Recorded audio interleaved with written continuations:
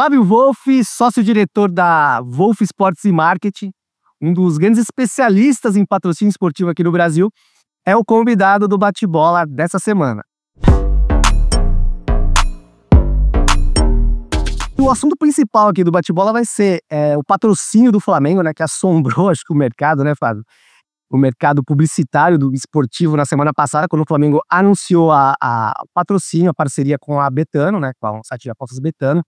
Um valor aí que o Flamengo não divulgou, mas a imprensa, a gente conseguiu as informações aí, gira na casa de 278,5 milhões por temporada, né? É muito maior do que, por exemplo, Palmeiras, Corinthians e São Paulo, que estão ali na casa dos 100 milhões fixos ali, com metas chegando a 160, 170 milhões.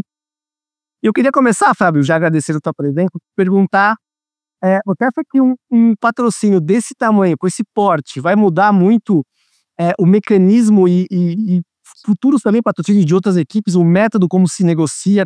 Como que você prevê o futuro do mercado publicitário esportivo depois desse acordo do Flamengo? Obrigado.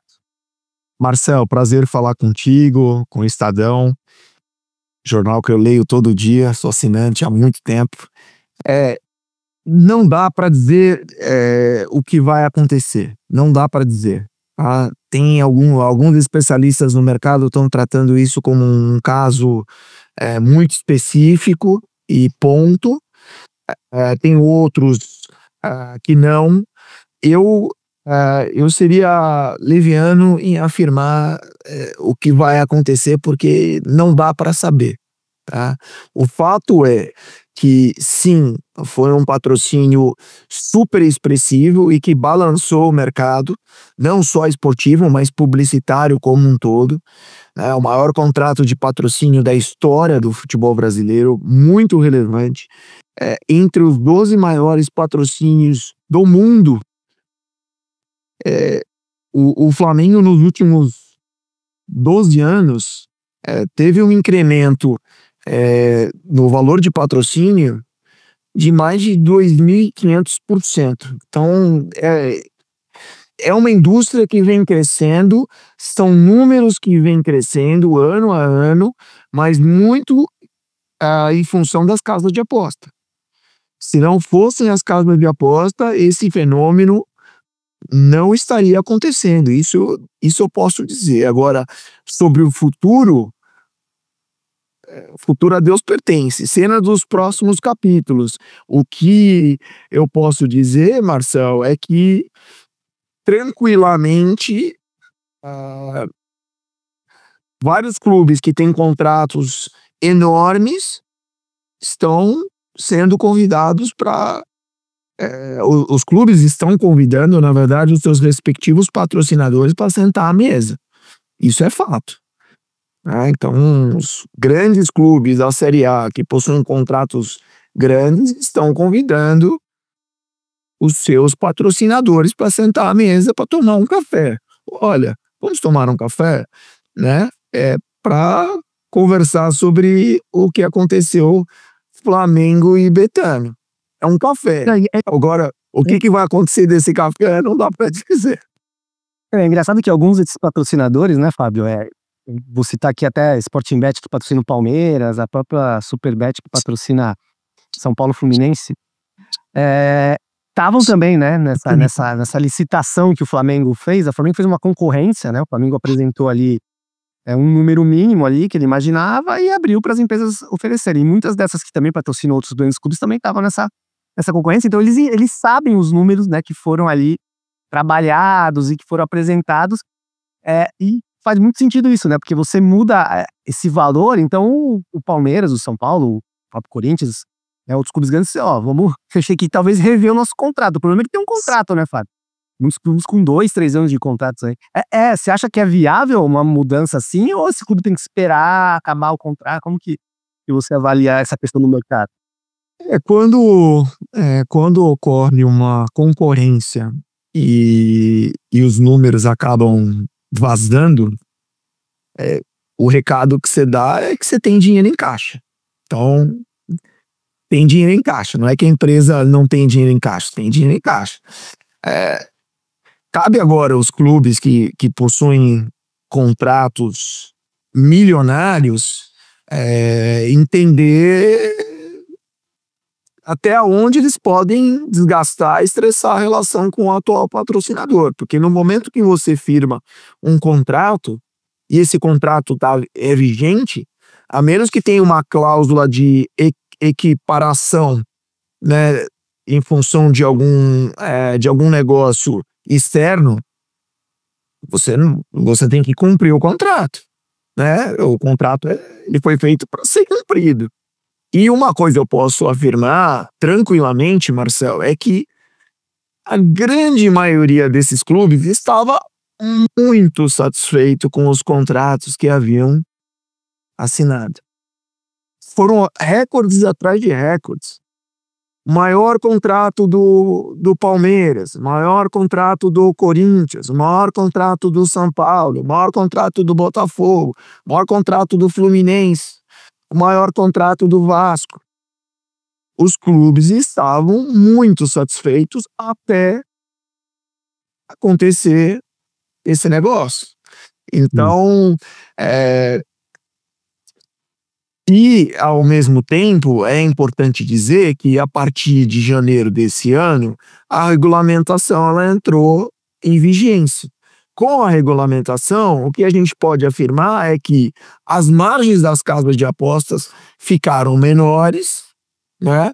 Mas, ao mesmo tempo, trouxeram para o mercado brasileiro casas de apostas estrangeiras que estavam esperando a regulamentação para, de fato, pisarem no país, que é o caso da Bet365, que era a maior casa de aposta no Brasil e que foi passada recentemente pela Betano. Então a Betano hoje é a número 1 do mercado brasileiro.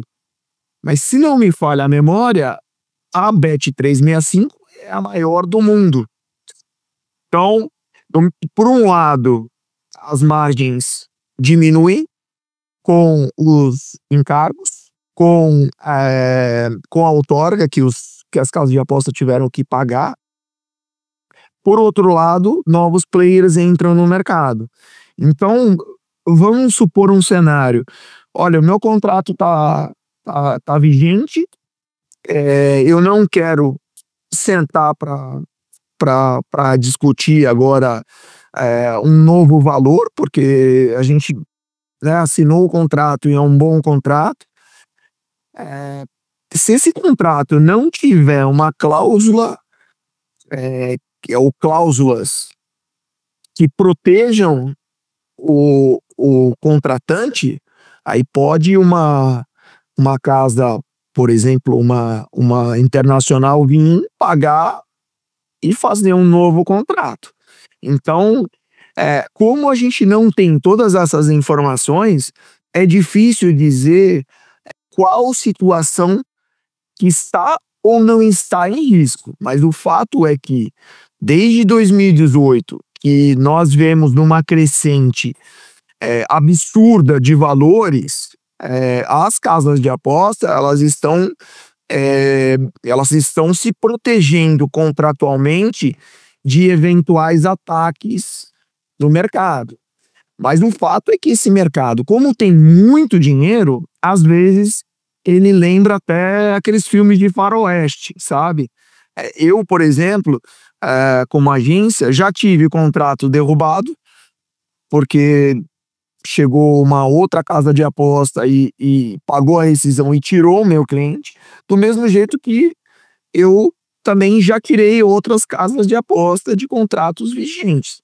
Então, as casas de aposta que aprenderam com isso e que têm bons corpos jurídicos, talvez nesse momento estão literalmente pagando para ver. Essa cláusula, se diz essa cláusula de proteção, é um valor de multa altíssimo ou é alguma outra? Normalmente é. Assim, varia muito de contrato para contrato, mas, por exemplo, eu já vi muitos contratos de casa de aposta em que a rescisão ela equivale a 50% do valor que resta para o final do contrato. Por isso que essas casas de aposta elas estão fazendo contratos longos, justamente para, por exemplo, uma cláusula dessa fazer sentido e afugentar eventuais interessados. Mas Entendi. existem outras, não existe, na verdade, Marcel, uma regra, mas sim estratégias que as casas de apostas, elas com seus respectivos departamentos jurídicos e comerciais, acabam definindo na hora que rezam um contrato com instituições sem fins lucrativos ou com fins lucrativos a SAF. Né? É engraçado no contrato do Flamengo, né, Fábio? A gente conversando com o pessoal do Flamengo, eles estão tratando lá dentro como não um contrato de patrocínio master, né? Que é aquele contrato tradicional que a gente conhece, né? Do camisa ali, né? Parte frontal da camisa, do futebol masculino, algumas ativações em rede social, em site e tudo mais.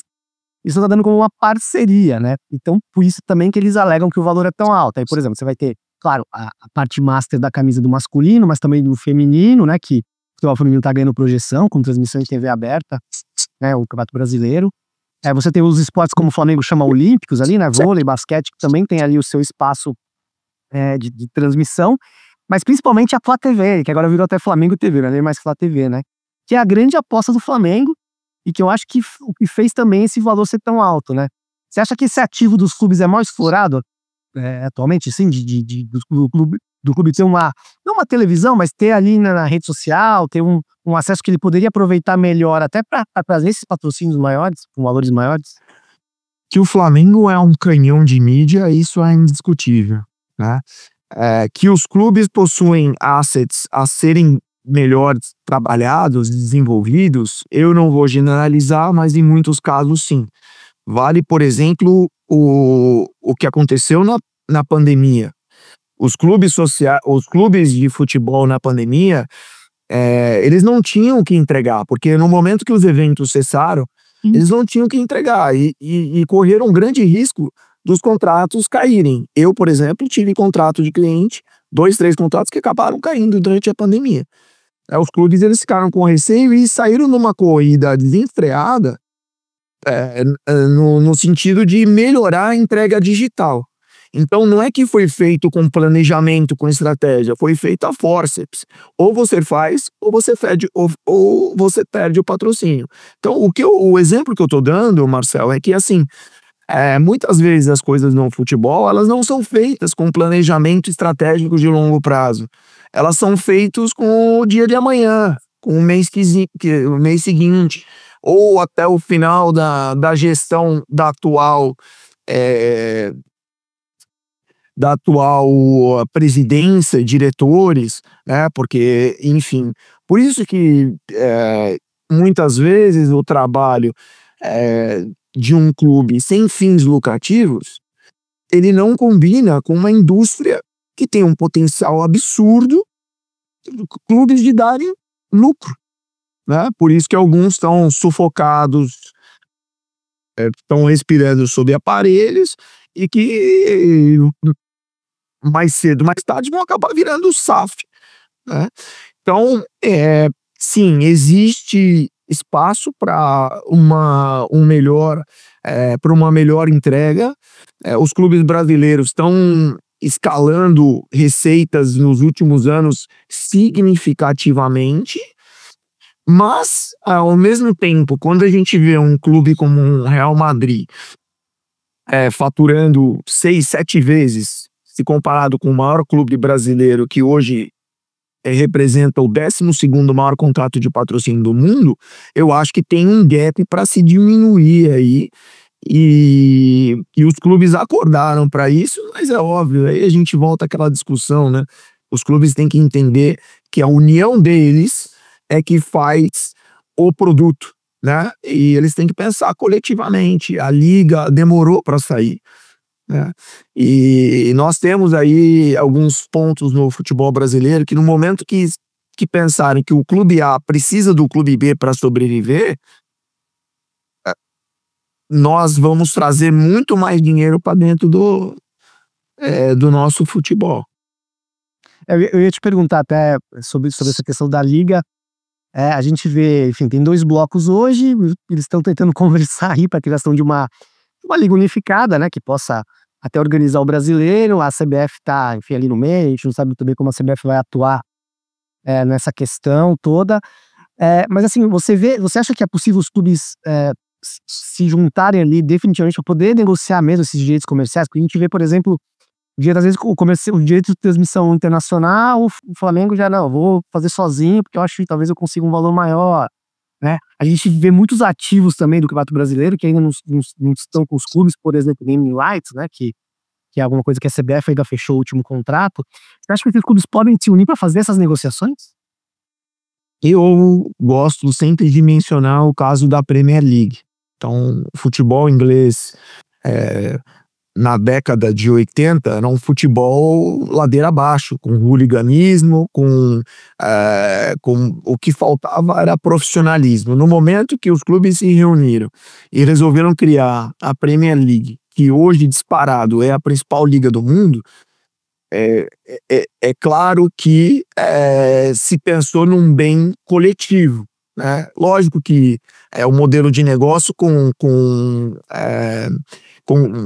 visibilidade, como você termina o campeonato, são formas de você remunerar quem tem maior audiência, quem tem melhor performance, ok.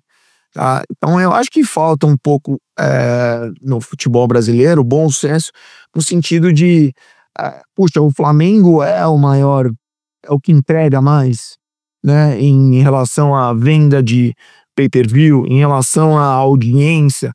O Flamengo tem que receber mais, né? Mas tem que ser um negócio proporcional para se manter um equilíbrio do ecossistema, porque nenhum clube joga sozinho uma competição. Então, é importante que o Flamengo está no direito dele de falar, cara, eu acho que eu mereço mais do que isso, né? Mas ele tem que, eu acho que, entender o futebol brasileiro como né, o Campeonato Brasileiro da Série A é tão disputado hoje, né? E é emocionante, a qualidade técnica está melhorando a média de público no estádio está crescendo ano a ano e está ficando cada vez um melhor produto, sem isso definido como uma liga. Imagina na hora que a gente tiver uma liga redondinha, com direitos internacionais, e o futebol brasileiro vai explodir. Eu acho que hoje nós somos a 6ª ou 7ª, não somos uma liga, mas somos o 6º ou 7º campeonato. Imagina quando isso estiver redondo. Considerando que nós somos, foi o que o Ancelotti falou esses dias, né? Inclusive foi numa entrevista contigo, né? Que nós somos produtores de... Ninguém no mundo produz atletas como nós produzimos, só que como nós não nos organizamos coletivamente e não temos um planejamento estratégico de longo prazo, o que acaba acontecendo é que para pagar a conta do final do mês, a gente precisa vender. Pergunta para o Walt Disney, né, enquanto vivo, se ele venderia o Mickey e a Minnie. Ele não venderia, porque eles são os grandes atrativos do parque, né? Nós, né, com 18, 19 anos, estamos vendendo atletas aí pro exterior e eles vão brilhar e vão fazer o dinheiro circular na Inglaterra, na Espanha, na Itália, na França. Você falou essa questão também da explosão dos valores com relação a depois da chegada das bets, né? Hoje, acho que, se não me engano, dos 20 da Série A, acho que só Mirassol e o Bragantino, porque tem a Red Bull ali, né, que não são Master, né? Os outros todos são Master, mas acho que também o Bragantino e o Mirassol também tem patrocínios de bets ali. Você acha que em algum momento pode ser que essa bolha estoure assim, Fábio? Que as bets não sejam mais os principais patrocinadores, que empresas de outros setores consigam voltar a aparecer nesse master do futebol? Nenhuma indústria colocou tanto dinheiro como as casas de apostas têm colocado. Então, se você for analisar algumas ondas aí de bancos digitais, e nenhuma colocou e fez frente. E eu, sinceramente, não tenho nenhuma expectativa que isso vai vir a acontecer. Então, as casas de apostas, elas precisam do futebol, né? Muitas apostas, inclusive, são feitas na hora que e os negócios acontecem na hora que o jogo está acontecendo. Então eles precisam estar no futebol, seja no time, seja no campeonato, seja comprando cota de patrocínio num veículo de comunicação. Enfim, as casas de aposta têm que estar lá. Nenhum outro segmento faz frente à casa de aposta hoje. Nenhum outro segmento. Então, eu sinceramente não acredito, a menos que, obviamente, nós tenhamos Mudança de legislação. novas regras, legislação que comece a criar restrição para casa de aposta, como, por exemplo, está acontecendo na Inglaterra. Se eu não me falha a memória, esse é o último ano que as casas de aposta podem estar no patrocínio master. A partir da próxima temporada, no máximo, nas mangas. Então, no momento que você cria uma restrição, obviamente que você abre espaço para outros segmentos, para outras indústrias, mas hoje o que as casas de aposta estão colocando, elas literalmente inibem qualquer tentativa de segmento que for, inclusive um financeiro, que é muito rico e tem um histórico grande de fazer frente às casas de aposta. Quero agradecer, Fábio Wolff, conversou com a gente aqui um pouquinho sobre o patrocínio do Flamengo, né, que como o próprio Fábio falou, assombrou o mercado aí na semana passada, mas a gente também pôde falar um pouquinho sobre patrocínio em geral. Fábio, grande conhecedor do tema. Obrigado, viu, Fábio? Obrigado, Marcel. E assim, só complementando, eu não estou dizendo que não vale, né? O que os clubes brasileiros agora precisam começar a fazer com mais frequência é entender o parceiro como um negócio, né? Entender qual é o negócio do parceiro para trabalhar com todos os assets que o clube tem e os grandes clubes brasileiros têm muitos, para gerar negócios pro parceiro. Porque no final das contas, o que as casas de aposta querem? Elas querem lead. Elas querem captar lead para que esses leads vão para a plataforma e joguem dentro das suas respectivas plataformas. É isso. Ou a exposição de marca é importante? Lógico que é.